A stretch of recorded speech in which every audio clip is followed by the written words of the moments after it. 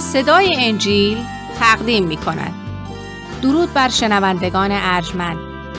این صدای انجیل است، تنها صدای راستی و حقیقت که از ازل بوده و تا ابد خواهد بود. برنامه‌های ما همه روزه و در همین ساعت از رادیو روی امواج کوتاه پخش می شود. شما می توانید از طریق شبکه‌های اجتماعی فیسبوک، گوگل پلاس و یوتیوب با تایپ فارسی رادیو صدای انجیل با ما در تماس باشید. آدرس ایمیل ما از این قرار است: radioenjil@gmail.com.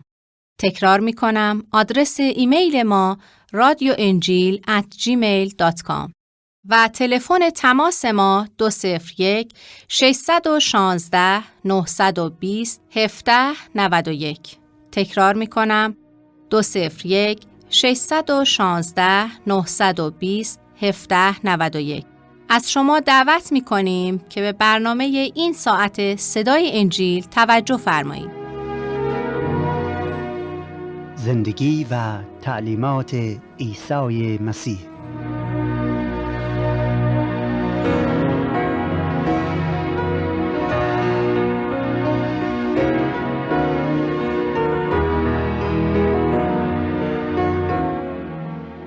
ای خالق مهربان و ای ایزد توانا، به درگاه مقدس و پرمهرت روی می آوریم و از تو تمنای رحمت و بخشش را داریم، زیرا تو خدای رحمان و رحیم و بخشنده هستی که بسیار عظیم و کثیرالاحسان و دیر غضب می باشی.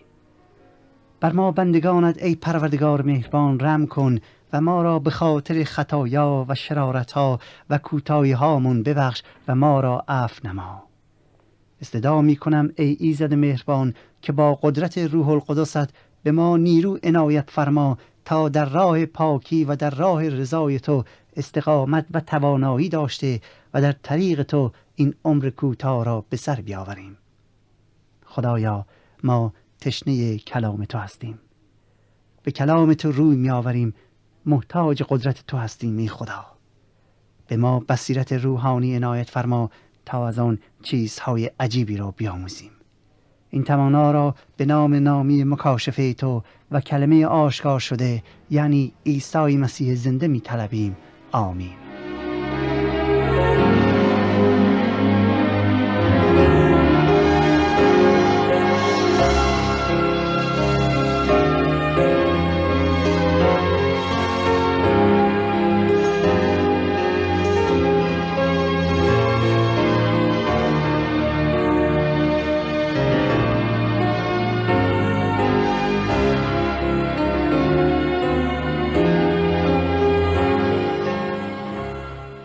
مرد نیکو از خزانه نیکوی دل خود چیزهای خوب برمی آورد و مرد بد از خزانه بد چیزهای بد بیرون می آورد. لیکن به شما می گویم که هر سخن باطل که مردم بگویند حساب آن را در روز داوری خواهند داد.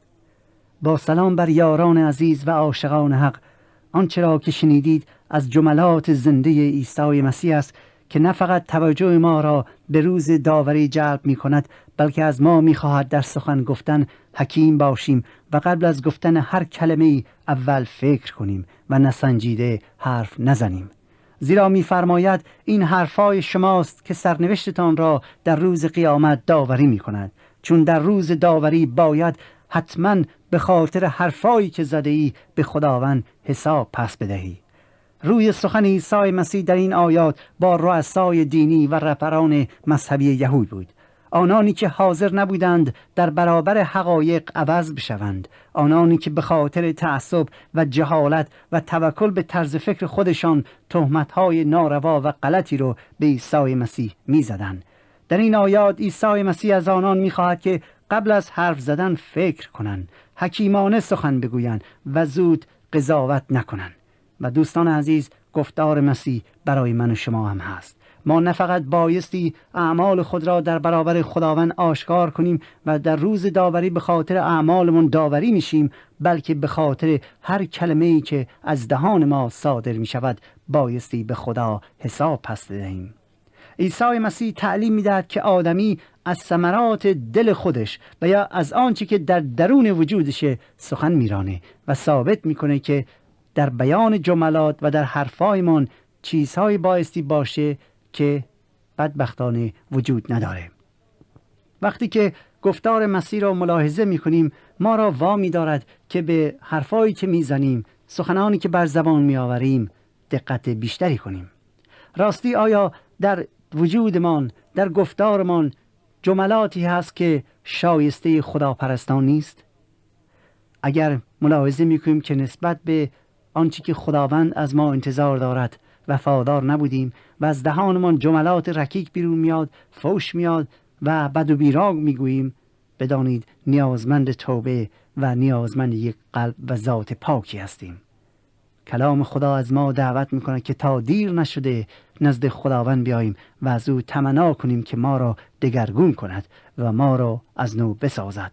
در غیر این صورت برای همیشه در حضور پروردگار عالمیان شرمنده و رسوا خواهیم بود.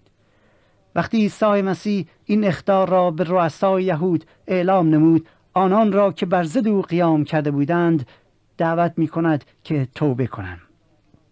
روزی این رؤسای مذهبی که حاضر نبودند حقیقت را بپذیرند نزد عیسی جمع می شوند و از او می خواهند که یک علامتی به آنها بده و یا طالب معجزه‌ای میشن، اما باطناً یک هدف و مقصود دیگری دارند. و دوستان عزیز، حقیقت امر اینه که اگر ما فقط دنبال اینی هستیم که انتقاد از مذاهب و عقاید دیگران کنیم، بدانید که هیچ وقت طالب حقیقت نیستیم. کسی حقجو است که اگرچه عقیده به یه چیزی داره ولی وقتی عقاید دیگران رو میشنوه بلافاصله انتقاد نمیکنه، بلافاصله قضاوت نمیکنه، بلکه روی آن تعلیمات به تفکر و تفاهم میپردازه و آنچه که حقیقته میپذیره، حتی اگر اون حقیقت ثابت میکنه که شخص تا به حال در اشتباه و خطا بوده. ولی رؤسای دینی آنچه که مسیح میگفت را نپذیرفتند، چون حاضر نبودند حقیقت الهی را بر حقایقی که جسماً برای خودشون ثابت شده بود بپذیرند. آنان به خاطر تعصبی که داشتن نمی توانستند ببینن که واقعا در خطا هستند یا گناه کردند و یا اینکه ممکنه در اشتباه باشند. در ادامه مطالعه زندگی و تعلیمات و اعمال عیسی مسیح ما تا فصل 12 آیه 37 از انجیل مقدس براتون خواندیم و حالا با کمک خدا دنباله گفتار و اتفاقات زندگی مولا و نجات دهنده بشریت را دنبال میکنیم. این برنامه رو از صدای انجیل میشنوید. گوش کنید به کلام خداوند که میفرماید: آنگاه فریسیان و کاتبان نزد عیسی آمده و در جواب عیسی گفتند: ای استاد، می‌خواهیم از تو آیتی ببینیم. او در جواب ایشان گفت: فرقه شریر و زناکار آیتی می‌طلبند و بدیشان جز آیت یونس نبی داده نخواهد شد. زیرا همچنان که یونس 3 شبانه روز در شکم ماهی ماند، پسر انسان نیز 3 شبانه روز در شکم زمین خواهد بود. مردمان نینوا در روز داوری با این طایفه برخاسته بر ایشان حکم خواهند کرد، زیرا که به موضع یونس توبه کردند و اینک بزرگتری از یونس در اینجاست. ملکه جنوب در روز داوری با این فرقه برخاسته بر ایشان حکم خواهد کرد، زیرا که از اقصای زمین آمد تا حکمت سلیمان را بشنود و اینک شخص بزرگتری از سلیمان در اینجاست. دوستان عزیز، در این آیات مطالبی هست که بایستی توجه خاصی به آن داشته باشیم. رؤسای دینی ظاهراً از عیسی مسیح برای اثبات ادعایش میخوان معجزه‌ای نشان بدن، در حالی که چند لحظه پیش درست در برابر چشمان آنان مردی که کور بود، لال بود و دیوانه بود شفا داد. در عوض با این جملات میخواستن عیسی مسیح را در واقع اسیر پیرو خودشون کنن، درست همان هدفی که شیطان داشت. آنها در واقع تشنه‌ای نبودن که یک معجزه دیگری از عیسی مسیح ببینن. چرا؟ چون تمام دور و برشون افرادی بودن که از دست مبارک عیسی مسیح شفای کامل یافته بودن. در عوض آنها میخواستن عیسی مسیح را پیرو خودشون کنن، بنده خودشون کنن. درست همان هدفی که شیطان داشت، یعنی اگر عیسی مطیع آنها بشود بنده آنها میگردن. ولی عیسی مسیح که میدانست افکار آنها داره چه چیزایی به خودش راه میده، افکارشون رو میخوند، تقاضای آنها رو رد میکنه و در عین حال علائمی به آنان عطا میکنه که پیشگویی محسوب میشه. این اولین و یا آخرین بار نبود که آنان دعوت عیسی را رد کرده بودند و او را به همکاری با اهریمن متهم ساخته بودند. وقتی که رؤسای مذهبی با یحیای تعمید دهنده مخالفت کردند، این امر سبب شد که عده زیادی از مردم تحت تاثیر گفتار رؤسای دینی قرار گرفته و یحیای پیغمبر را مردی حتی دیوانه بپندارند. مخالفت رهبران مذهبی یهود باعث شده بود که محیطی پر از تضاد به وجود بیاید، چون بدبختان مردم ساده لوح فقط حرفای رؤسای مذهبی رو گوش میدادند و خیال میکردند به غیر از آن هرچی باشه مخالف خدا و مخالف عقل سلیمه. برای همین بود وقتی رؤسای دینی گفتند که یحیی دیوانه است، آنها از یحیی روی برگرداندند و حالا میخوان عیسی مسیح را همانند یحیی تعمید دهنده مورد نفرت مردم قرار بدن و به مردم میگویند که عیسی از روح ابلیس پر شده است، دیوانه است. هدف آنها یک چیز بود: مردم را بر علیه عیسی بشورانند و مانع آنان بشن که از او پیروی کنند. آنها با سوالات و تذکرات تحریر کننده باعث ناراحتی عیسی می شدن. سوالشون بسیار نابجا بود. چرا؟ زیرا دلایل و آیات کافی وجود داشت که جویندگان واقعی راه حق قادر بودن عیسی را بشنوند و بشناسند. آنها میتونستن اگر واقعا خواستار این بودن که ببینن عیسی از جانب خداست یا نه، به اطرافشون نگاه کنن، به افرادی که شفا یافتن و به تعلیماتی که عیسی داده بود. ولی همونطور که کلام خدا میگوید نابینایان عالم معنویت قدرت بینایی ندارند، رؤسای مذهبی نیز فاقد آن قدرت بینش آسمانی و معنوی بودند. آنها در واقع نمیتوانستند آن حقایق الهی را در عیسی ببینند. چرا؟ چون حکمت فانی دنیوی و تعصبات و جهالت و غرور و خودخواهی آنان را کور کرده بود. بنابراین عیسی مسیح در پاسخ به سوالای آنها اینطور میگوید: فقط مردم بدکار و بی ایمان هستند که معجزه های بیشتری میخوان ببینند، ولی به شما معجزه دیگری داده نمی شود به جز معجزه یونس پیغمبر. چون همانطور که یونس 3 شبانه روز در شکم آن ماهی بزرگ ماند، من که مسیح هستم 3 شبانه روز در دل خاک میمانم. در روز داوری مردم نینوا بر ضد شما ای یهود قیام میکنند و شما را محکوم میکنند. چرا؟ چون آنها وقتی پیام موعظه یونس نبی را شنیدن توبه کردند. ولی حالا که من از یونس بزرگتر هستم و از شما دعوت میکنم که توبه کنید، حاضر به توبه نیستید. دوستان، همه شنوندگان شرح حال یونس را به خوبی میدانستند. او به وسیله یک ماهی بزرگ دریایی به امر خدا زنده بلعیده شده بود، ولی بعد از 3 روز ماهی او را در حالی که زنده بود در ساحل دریا استفراغ میکنه. یونس نبی مأموریت داشت که به شهر بتپرست نینوا پایتخت آشور بره و پیغام خدا را به آنان برسونه، ولی یونس با خودش فکر کرد که مأموریتش بیهوده است. چرا؟ چون مردم آشور انقدر در گناه غرق بودند که اگر هم در برابر آنان معجزه میشد توبه نمیکردند. برای همین بود که یونس از امر خدا سرپیچی کرد و به سوی ترشیش روانه میشه. البته خداوند با قدرت خودش او را دوباره به طرف نینوا برمیگردانه. یونس به نینوا میره و در میان مردم شریر و بتپرست پیغام خدا را به سمع آنان میرسونه. وظیفه خودش رو انجام میده. مردم نینوا برخلاف انتظار و منطق یونس توبه میکنن و خدا آنها را میبخشه.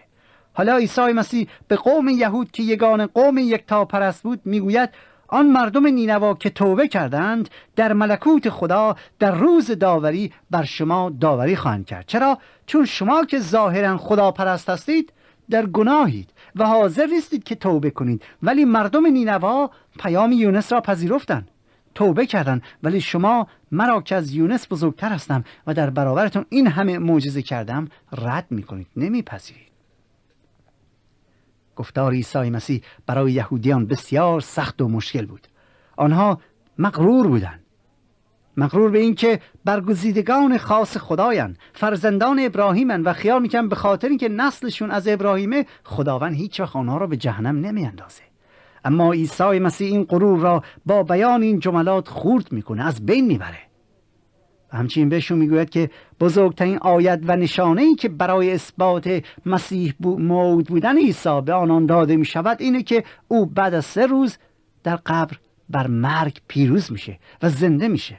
در واقع عیسی مسیح درباره صلیب و مرگ خودش پیشگویی میکنه. و سپس نمونه دیگری به آنان میدهد و میگوید غرور شما به عنوان اینکه تنها قوم خاص خدا هستید و به قول معروف نور چشم خدایید و بقیه کافر هستند بیهوده است. به آنان میگوید ملکه سبا که شخص غیر یهودی بود، حتی در روز داوری این شخص برتر از شما خواهد بود. او که نه از نسل ابراهیم بود و نه یکتاپرست بود، ولی وقتی که درباره حکمت سلیمان نبی شنید، از راه دور برای شنیدن حرفای حکیمانه سلیمان به کشور او میاد. بعد عیسی مسیح میگوید من که بزرگتر از سلیمان هستم، شما توجهی به حرفای من نمی کنید. بنابراین ملکه سبا از شما ارجش بیشتره تا در حضور خدا بی‌توجهی و تعصب و جهالت رؤسای دینی سبب شد که مسیح آنان را اینطور به مردم بشناساند. گوش کنید به آیات. می‌فرماید وقتی که روح پلید از آدمی بیرون آید، در طلب راحت به جاهای بی آب گردش می‌کند و نمی‌یابد. پس می‌گوید به خانه خود که از آن بیرون آمدم برمیگردم. و چون می‌آید آن را خالی و جاروب شده و آراسته می‌بیند، آنگاه می‌رود و 7 روح دیگر بدتر از خودش برداشته می‌آورد و داخل گشته ساکن آنجا می‌شوند و انجام آن شخص بدتر از آغاز او می‌شود. همچنین به این فرقه شریر خواهد شد. دوستان عزیز، در این آیات عیسی مسیح میگوید این ملت شریر، یعنی یهودیای کاذب، مثل شخصی هستند که دچار روح ناپاک شده باشه. چون وقتی روح ناپاک از چین شخصی خارج میشه، برای مدتی به بیابانها میره تا جای راحت‌تری پیدا کنه، ولی جای پیدا نمیکنه. پس دوباره به سراغ آن شخص اول میاد و وقتی قلب او را پاک ولی خالی میبینه، 7 روح خبیث‌تر از خودش رو پیدا میکنه، با هم ور میدارن میان و وارد این شخص میشه و در نتیجه وضع این شخص بدتر از وضع قبلیش میشه. آدمی وقتی که کارهای بد را ترک کند، دقت کنید تعبیر این آیات در اینه، آدمی وقتی که کارهای بد را ترک کنه یا از انجام دادن آن خودداری میورزد، خیال میکنه شخص پاکی شده و در خودش یک اصلاح اساسی به وجود آورده. اونطور فکر میکنه. چرا؟ چون دیگه نمیخواد کار بد انجام بده. در حالی که دوستان عزیز، انجام ندادن شرارت دال بر تغییر شخصیت نمی باشد. دقت کنید، انجام ندادن شرارت دال بر تغییر شخصیت آدمی نیست. متوقف کردن عمل نشان تغییرات اساسی در آدمی نمی باشد. عیسی مسیح می گوید اگر شخصی خیال میکنه که چون از عمل بد کردن دست کشیده پاک شده است، اشتباه میکنه. زیرا دوستان، ممکن است ما از انجام عمل بد دست بکشیم، اما ما را پاک و مقدس نمیکنه. توبه گرگ مرگه. اگر همه انسان‌های شریر و خطاکار دنیا در این لحظه دست از عمل بد بردارند، فکر می‌کنید دنیای ما بهتر میشه؟ خیر، دنیای ما همان است که بود. انجام ندادن شریعت دوستان، دقت کنید، انجام ندادن شرارت ما را مقدس نمی سازد، بلکه عیسی مسیح می گوید اگر قلبت را از بدی خالی کردید، باید آن را با چیزهای نیکو پر کنی. اگر قلبت را از چیزهای بد خالی کردی، باید قلبت را از چیزهای نیکو، پاک و مقدس و سیرت الهی پر کنید. زیرا اگر خالی بماند، لحظه‌ای بعد دوباره شرارت جای خالی را پر می کند. و حقیقت هم اینه که امروز این آیه درباره خیلی از ماها صدق میکنه. این آیه سیرت و شخصیت و زندگی ما را برملا میکنه. دوستان عزیز، سخت دلترین افراد کسانی هستند که شب و روزشان را در امور مذهبی به سر می آورند و خیال می کنند که از همه پاکتر و مقدستر و دانشمندتر و فاضلتر و حکیمتر هستند. آنها ممکن است از اعمال شرارت آمیز دست بردارند، ولی قلبشان وقتی از روح خدا پر نباشد بیش از هر چیز دیگری طالب شرارت می باشد. من این را در زندگیم تجربه کردم. نمیتونم خودم رو گول بدم. واقعیتی است. وقتی قلبمان از روح خدا پر نباشد بیش از هر چیز دیگری لااقل طالب انجام شرارت هستیم. عیسی مسیح میگوید کار خطا نکردن کافی نیست، بلکه اول قلبت را از شرارت خالی کن، از خطایا و گناهان دست بردار و بعد آن را از چیزهای نیکو یا از روح الهی پر ساز. چون اگر خالی بماند ارواح پلید، خیالات اهریمنی، گناهان و شرارت، ظلم و خودخواهی و غرور مجددا وجودتان را فرا میگیرد. وقتی عیسی این فرمایشات را به رؤسای مذهبی یهود فرمود، عده بسیار کمی مقصود نهایی او را درک کردند. مردم برای شنیدن تعالیم عیسی به قدری ازدحام می‌کردند که دیگر برای او و همراهانش آسان نبود که حتی وقت استراحت و غذا خوردن داشته باشند. آنان وقتی مشاهده می‌کردند که عیسی با چه فداکاری و از خودگذشتگی تمام مشغول خدمت است، کم کم همان حرفایی را که درباره یحیای نبی زده بودند درباره عیسی می‌گفتند. آخه چطور ممکنه که یک شخصی این همه فداکاری و از خودگذشتگی داشته باشه و اینقدر فروتن باشه؟ حتما دیوانه شده. به همین دلیل بود که خویشاوندان او تصمیم گرفتن فکری برای بکنن و برای همین بود که مادر و برادران عیسی آمده بیرون در ایستادن، پیغام فرستادن که ای عیسی، مادر و برادرانت بیرون ایستادند. عیسی داشت با آن جماعت صحبت میکرد. برگشت به تمام جماعت نگاه کرده گفت اینانن مادر من و برادرانم، زیرا هر که اراده پدر مرا که در آسمان است به جا آورد همان برادر و خواهر من محسوب می شود.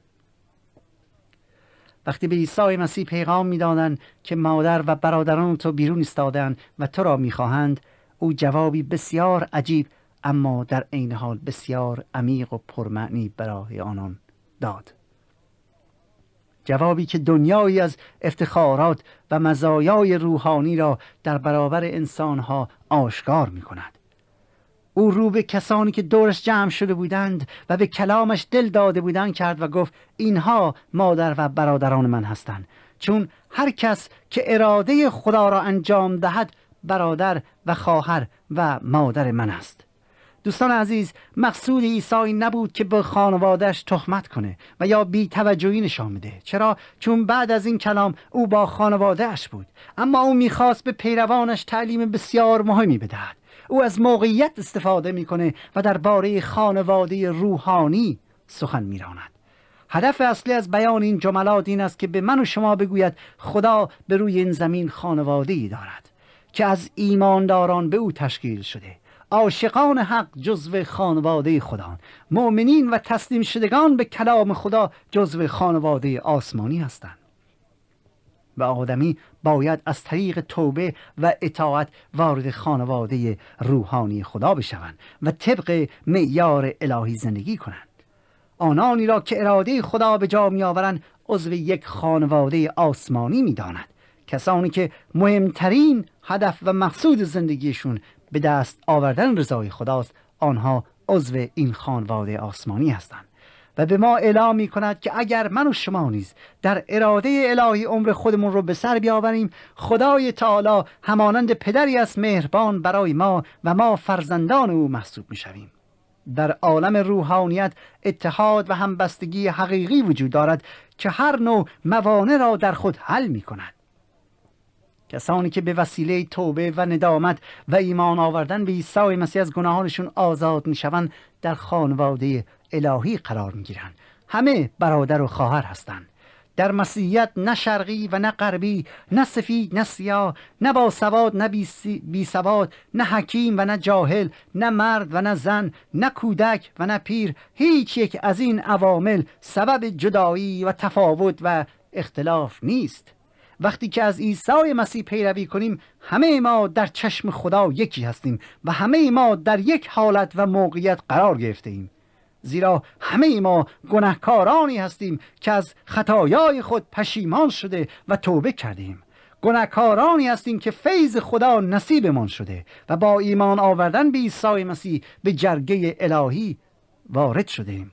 همه ما گناهکارانی هستیم که مورد عفو قرار گرفتیم و خدا همه ما را به مقام فرزندخوانگی خود فراخوانده است. و ای عزیزان من، این یک حقیقتی است که عملاً در همه جای عالم امروز آشکار است. هر جا که بروید، اگر با عیسی مسیح باشید، در هر کشور و شهر و دیاری، وقتی یک مسیح دیگری را می‌بینید، بلافاصله احساس می‌کنید که آن شخص را سال‌های سال می‌شناسید و بسیار به شما نزدیک و صمیمیه. محبت مسیح تمام موانع را از بین میبرد و حقیقت هم اینه، آنانی که پیروی راه خدا را میکنن، آنان به مراتب نزدیکتر به شما خواهند بود تا قوم خیشانتان. آنانی که هم عقیده و هم راه و هم مقصود شما نیستند. چه بسا به خاطر ایمان آوردنتون به عیسی مسیح عزیزان بسیاری را از دست بدهید.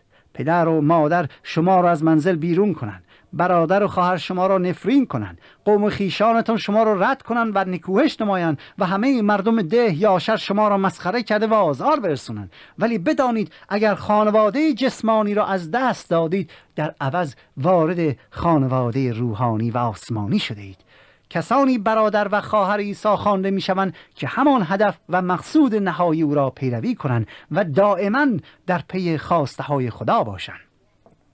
کسانی که اراده خدا را پیروی کنند، مسلماً این چین افراد که طریق حق را میپیمایند، منعکس کننده صفات و خلق خوی خدایند و در نظر خداوند عزیز و فرزندان نورند. راستی ای عزیزان من، ای هموطنان من، ای برادر من و ای خواهر من، شما که صدای مرا میشنوید، آیا شما جزو این خانواده الهی در روی این زمین هستید؟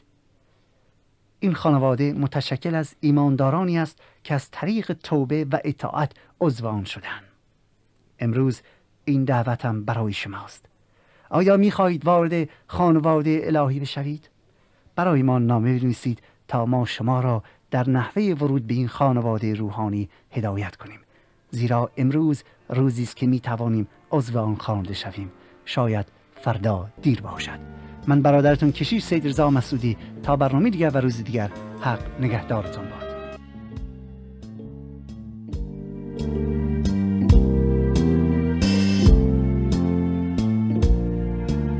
آنچه شنیدید برنامه‌ای بود از رادیو صدای انجیل. خوشحال می‌شویم که با ما مکاتبه کنید و از نشریات و ادبیات ما استفاده نمایید و از طریق شبکه‌های اجتماعی فیسبوک، گوگل پلاس و یوتیوب با تایپ فارسی رادیو صدای انجیل همراه ما باشید. همچنین از طریق تلفن و ایمیل نیز می توانید با ما تماس بگیرید. آدرس ایمیل ما از این قرار است: radioenjil@gmail.com.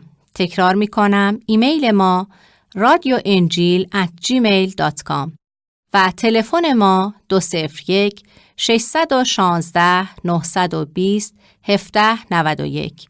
تکرار می کنم، 201 616 920 1791. تا برنامه دیگر و روز دیگر، خدای یکتا و مسیح زنده با شما باشد. ماراناتا، یعنی خداوند به زودی برمیگردد. آمین.